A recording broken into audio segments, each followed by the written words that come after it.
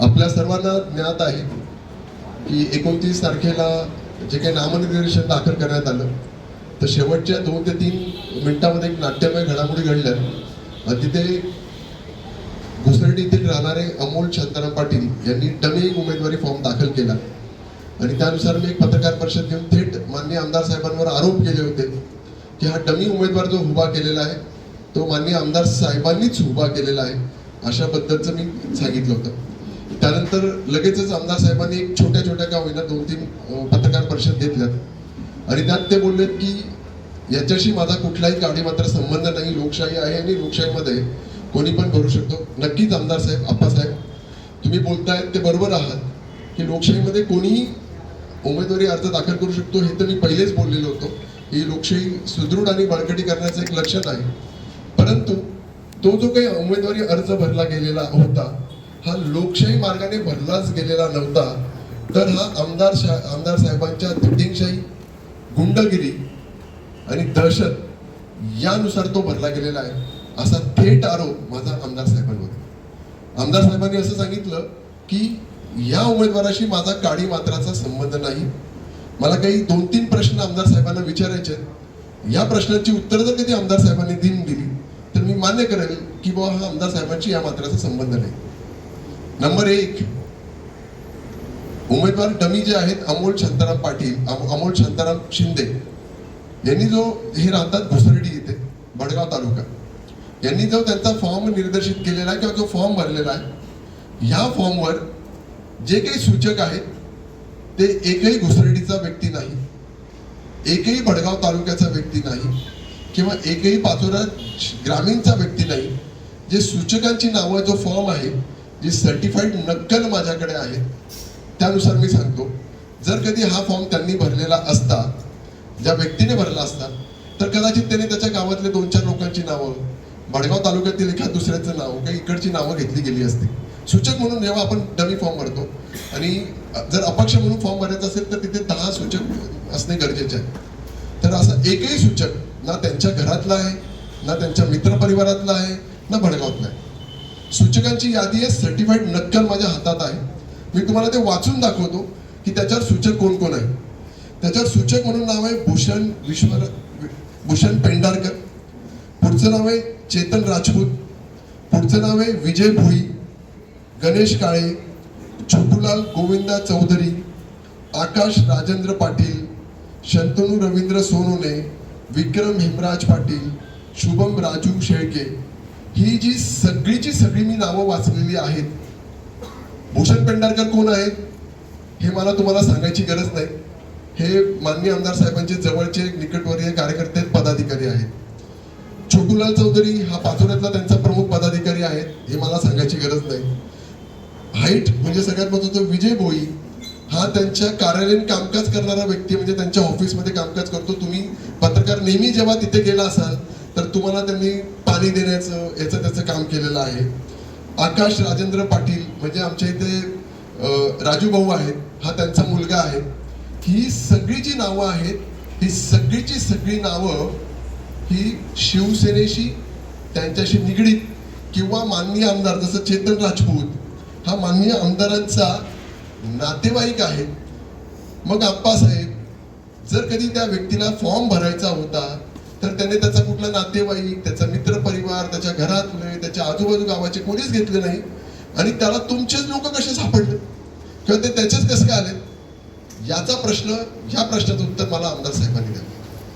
मला त्याचा पुढचा प्रश्न असा विचारायचा आहे की ज्यावेळेस तो नामनिर्देशित करायला गेला त्यावेळेस त्याच्याबरोबर कोण कोण होतं.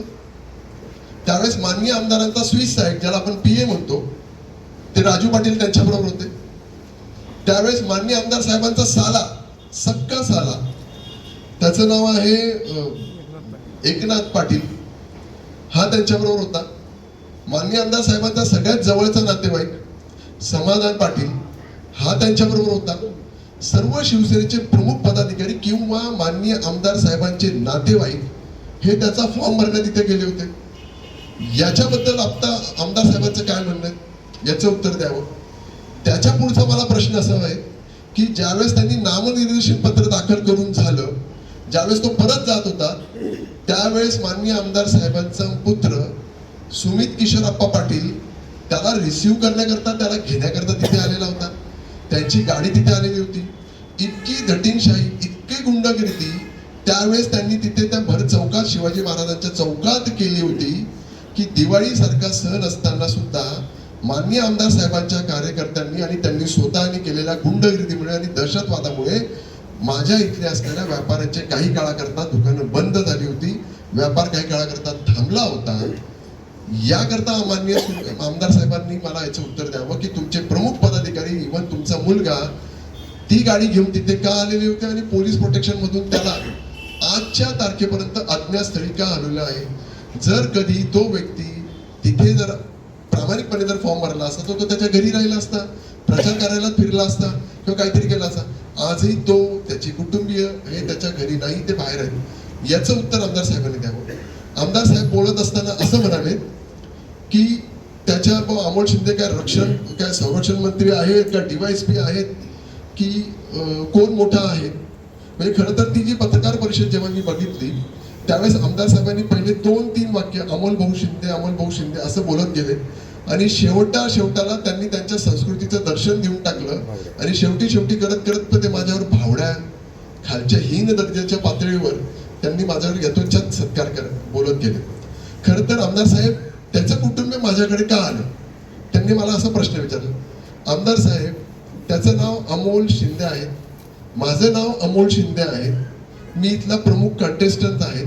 मागच्या वेळेस आपण एकमेकांच्या समोर इलेक्शन लढलो होतो, निसट्टा पराभव तुमचा झालेला होता आणि साहजिकच ते इतर कोणाकडे नाही तर ते माझ्याचकडे दाद मागायला येतील की अमोल भाऊ त्याचे मिसेस मला म्हणाली की अमोल भाऊ माझ्या नवऱ्याला जबरदस्ती, मी पुन्हा एकदा खरंपणे सांगतो, जबरदस्ती त्याला उचलून घेऊन गेलेले आहेत. आमच्या कुटुंबियांना कोणालाच माहिती नाही, त्याच्या भावाला, त्याच्या मिसेसला हे माहितीच नव्हतं की तो फॉर्म भरायला गेलेला आहे. एखादी व्यक्ती जर कधी तो फॉर्म भरत असेल तर त्याची पूर्वतयारी करतो, 2 दिवस 3 दिवस 4 दिवस पूर्वतयारी करतो. त्या फॉर्म मध्ये जे काही सगळं भरायचं असतं ती सगळी माहिती देतो.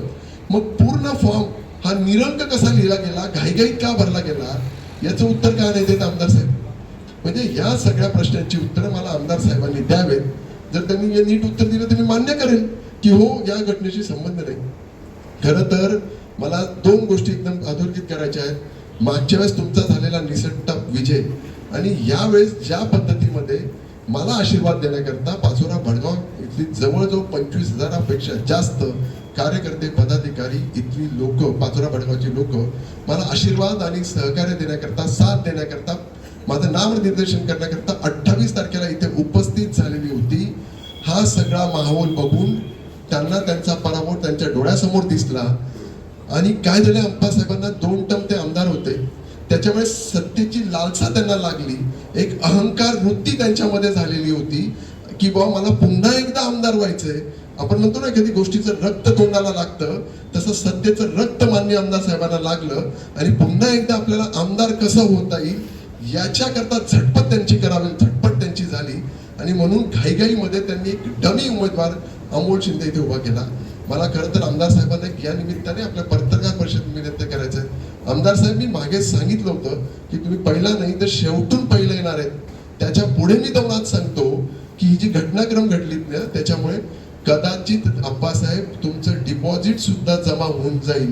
म्हणून माझी तुम्हाला या पत्रकार परिषद निमित्ताने अप्पासाहेबांना एक विनंती करू इच्छितो अप्पासाहेब की आपले नेते माननीय एकनाथजी शिंदे यांची जर कधी तुम्हाला इज्जत वाचवायची असेल तर तुम्ही जनतेची माफी मागून स्वतःची डिपॉझिट म्हणजे तुमची डिपॉझिट चालली जाईल ना, तर ते डिपॉझिट वाचवण्याकरता तुमची डिपॉझिट वाचून घ्या. ते डिपॉझिटला भरलेले पैसे तुमचे तुम्ही परत स्वगृही परत करून घ्या आणि तुम्ही माघार करून घ्यावी अशी या निमित्ताने विनंती वजा त्यांना सांगणं माझं आहे की माननीय आमदार साहेबांनी करून घ्यावी. कारण पाचोरा भडगावातील सर्व संपूर्ण जनतेचा, एक सुसंस्कृत असलेल्या जनतेचा पाठिंबा हा माझ्या बाजूने झालेला आहे. त्यामुळे मी पुन्हा एकदा जाता आमदार साहेबांना एक विनंती करतो की मी जे काही 4-5 प्रश्न तुम्हाला विचारले त्याचं त्यांनी उत्तर द्यावं. ते देऊ शकत नाही, पण त्यांनी एक डिपॉझिट स्वतःची वाचवण्याकरता माघार करून घ्यावी या निमित्ताने सांगतो आणि थांबतो. धन्यवाद.